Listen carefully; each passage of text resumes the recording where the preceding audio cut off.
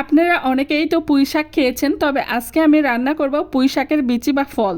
আমিও আগে কখনো খাইনি, তবে শ্বশুরবাড়িতে আসার পরে প্রথম যেদিন রান্না করেছিল সেই দিন প্রথমবার একটু নিয়ে টেস্ট করে আমি তো তার প্রেমে পড়ে গেছি। কারণ পুঁই শাকের বিচি ভাজা খেতে এত মজা সেটা আমার জানাই ছিল না। তারপর থেকে পুঁই শাকের বিচির নানা রেসিপি করে খাওয়া হয়, তবে আজকে আমি রান্না করব পুঁই শাকের বিচি ভাজি।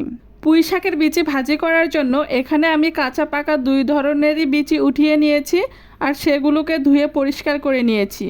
আর অন্য একটা বাটিতে এখানে আলু যতটা সম্ভব কুচি কুচি করে কেটে ধুয়ে পরিষ্কার করে নিয়েছি। এরপর আলু কুচির ভিতরে দিয়ে দিলাম পুঁই শাকের বিচি।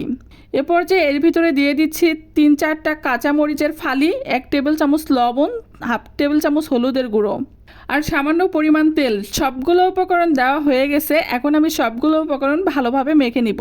খুব ভালোভাবে পুঁই শাকের বিচি মাখানো হয়ে এসেছে। এ পর্যায়ে এর ভিতরে দিয়ে দিব পরিমাণ মতো পানি দিয়ে ঢাকনা দিয়ে ঢেকে দিব। 10 থেকে 15 মিনিটের মতন রান্না করে সবগুলো উপকরণ সেদ্ধ করে নিব।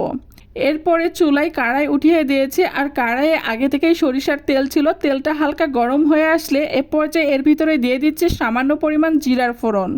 এতে করে পুঁই শাকের বিচি ভাজার সুন্দর একটা স্মেল চলে আসবে। জিরা হালকা ভাজা হয়ে আসলে এ পর্যায়ে এর ভিতরে ঢেলে দিব সিদ্ধ করে রাখা আলু আর পুঁই শাকের বিচিগুলো। এখানে কাঁচা আর পাকা বিচি ছিল, তাই আলুর কালারগুলো হালকা হালকা লাল হয়ে এসেছে। তবে সবগুলো পুঁই শাকের বিচি যদি পাকা হতো তাহলে এই ভাজিটা দেখতে আরও বেশি লাল লাল হতো, আর সেটা দেখতেও যেমন সুন্দর লাগতো আর খেতেও খুবই মজাদার হতো। তবে অনেকে আছে যারা পুঁই শাকের থেকে পুঁই শাকের বিচি খেতে বেশি পছন্দ করে, ঠিক আমিও তাদের মতন। আর পুঁই শাকের বিচিতে অনেক পুষ্টিগুণ রয়েছে। পুঁই শাকের বিচি খুব সহজলভ্য বলে এটা সবার কাছে অনেক পছন্দের একটা সবজি। পুঁই শাকের বিচি আমাদের কোষ্ঠকাঠিন্য রোগ দূর করে আর পাকস্থলী ও কোলন ক্যান্সারের প্রতিরোধ করতে সাহায্য করে। এছাড়াও পুঁই শাকের বিচি নিয়মিত খেলে রক্তে চর্বি বাড়ার কোনো ভয় থাকে না। এছাড়াও পুঁই শাকের বিচিতে রয়েছে প্রচুর পরিমাণে ভিটামিন সি, আয়রন, মেটাবলিজম, বিপাক ক্রিয়া, ক্যালোরি ক্ষয় করতে সাহায্য করে। ডায়াবেটিসের রোগীদের জন্য অনেক উপকার করে, কারণ ডায়াবেটিসের রোগীদের গ্লুকোজের মাত্রা নিয়ন্ত্রণ করে আর এটা আমাদের শরীরের রোগ প্রতিরোধ ক্ষমতা বৃদ্ধি করে। আপনারা কে কীভাবে খান সেটা অবশ্যই কমেন্টস করে জানাবেন।